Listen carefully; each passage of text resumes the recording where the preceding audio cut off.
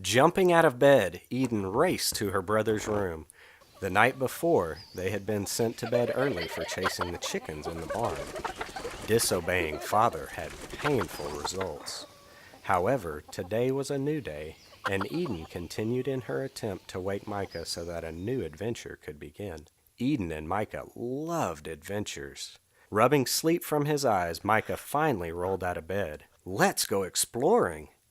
Eden's eyes sparkled at the very thought of being a world-famous explorer with her older brother. Micah said authoritatively, "We'll need sandwiches and those yummy cookies you and Mama made last night. You grab lunch and I will get my backpack and fill it with explorer's tools." Quietly, she raced into the kitchen to make peanut butter sandwiches. She turned her attention to the cookies she had made with her mother the night before. With a sinking feeling, she remembered her mother saying that the cookies were a special gift for their new neighbors. Eden knew that the cookies were not for her, but she pushed aside the whispers of her conscience as she reasoned that Mom wouldn't miss just a few. Grabbing 4 cookies, she threw them together with the sandwiches in a small bag. She tried not to think about taking the cookies, but a small twinge of guilt started to grow inside her. She ran to find her brother, who was busy packing his backpack with important exploring items. Hand in hand, they ran out of the house toward the forest. As they came to the bridge that crosses Stony Creek, Micah squeezed Eden's hands and then quickly drew her behind a bush. "Dragons!" he whispered. For just a moment, Eden was truly frightened. "Don't worry," he said. "These will send them running." Micah handed her several stones and hollered, "Now!" They launched one after another at the imaginary dragons hiding on the banks of the creek. Content that the bridge was now safe to cross, Micah announced that Eden's skills as a warrior were second to none.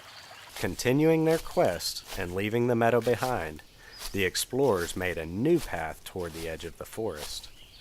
As the wind shifted, the forest seemed to softly whisper their names.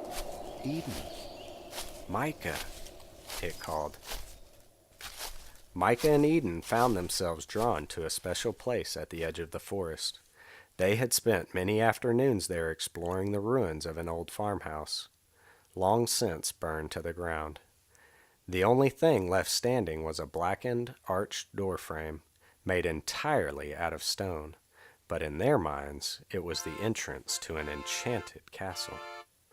They had spent many a long hour making up stories about the knights and ladies who passed through this doorway and into the castle beyond.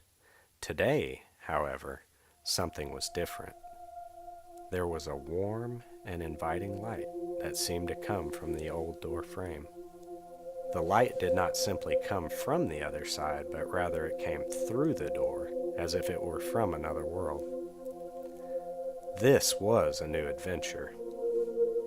Instinctively, Eden took hold of Micah's hand. The wind rustled around them as though gently pushing them toward the door. Leaves crunched under their feet as they walked forward. When they passed the threshold of the old door, there was a mighty rushing sound. The leaves swirled around them, and in an instant were gone. The warm light that had drawn them in had vanished, and darkness surrounded them. They had stepped through the passage.